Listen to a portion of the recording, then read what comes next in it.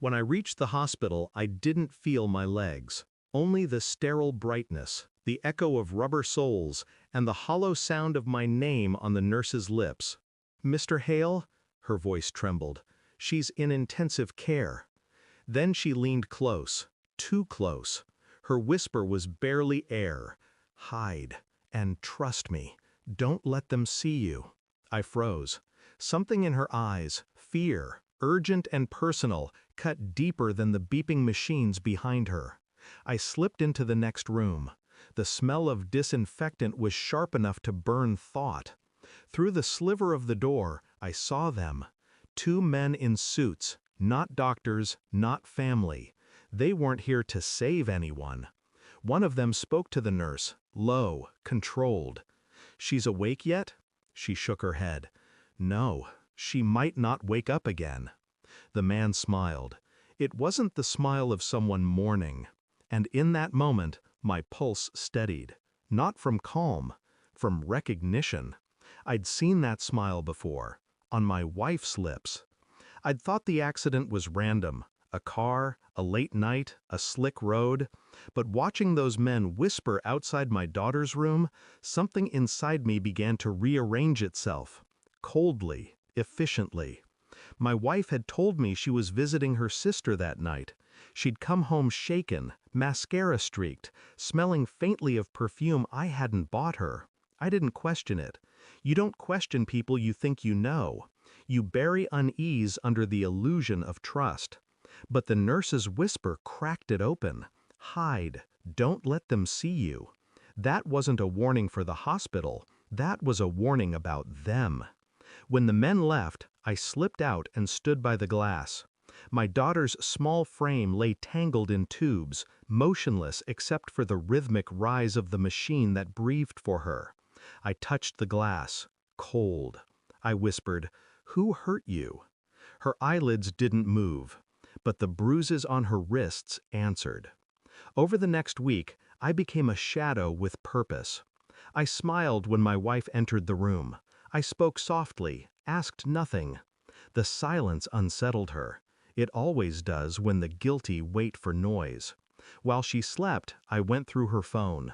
Every deleted message still lived in the backups. I read them all. A man named Victor. Conversations timed perfectly with my business trips. Hidden calls at 2 a.m. And then, photos. A car. My daughter's car seat in the background. She wasn't supposed to be in the car that night. My wife had told me she left her at home. But the phone's GPS data said otherwise. I printed the records, stacked them neatly in a plain envelope. Then I sat beside my daughter and told her, quietly, "I believe you were never meant to come home." The monitors hummed in answer. The police report arrived 3 days later. The driver wasn't a hit and run.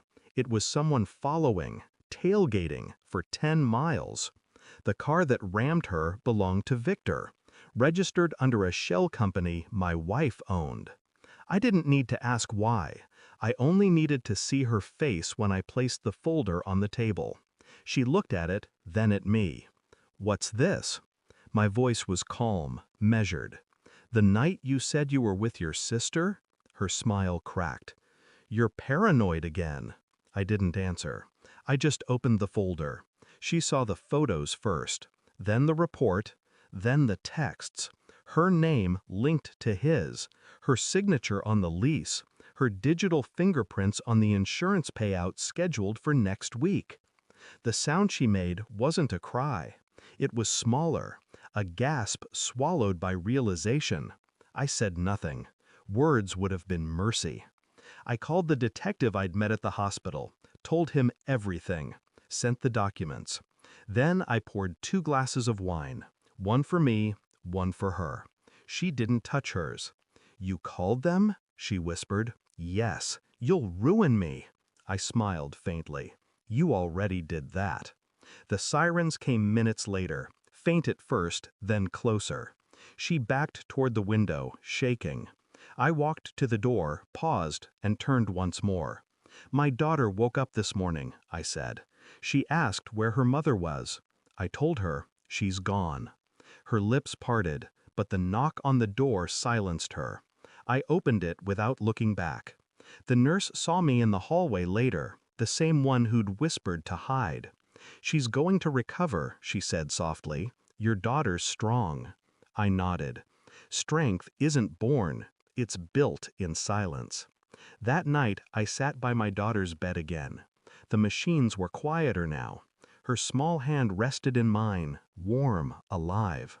I thought of the woman who'd once said she loved me, of the moment she decided love was a currency, of how easily she traded it for control. Outside, I heard the echo of a closing cell door. Metal, final. I looked at my daughter and said, "It's over." But what I meant was, I finally know who I am without her. Thanks for watching. Don't forget to like, share, and comment. Subscribe now to Cheating Stories Insight World for more amazing stories.